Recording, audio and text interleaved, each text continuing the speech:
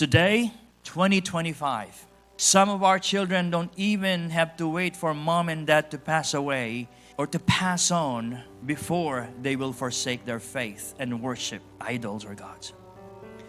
Children who grew up in church turn away immediately and worship different idols, worship different gods. Idol is anything that occupies your time and your attention. And this time, this is not an object tangibly, but it can be anything. The time that you have for God is being stolen away by this thing that becomes your idol. Anything that takes your allegiance from God, it becomes an idol. Today, we have so much idols. With the technology we have, the internet we have, so much things that is vying for our time and our attention.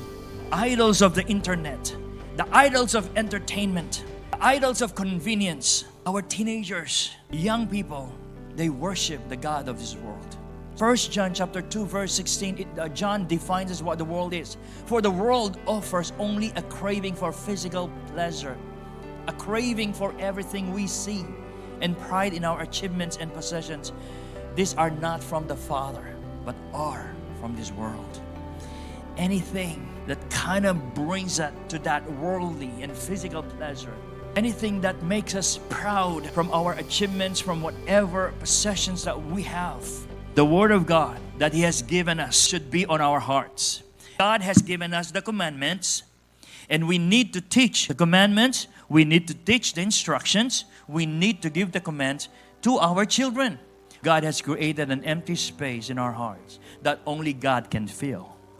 But we need to put those words, those God's words, into the hearts of our children. Impress them into the hearts of our children. We need to talk to our children. We need to be involved in their lives. We need to tell them about God and tell them about the Bible. We need to tell them about our story. We need to tell them what God has done in our lives. Share it to them.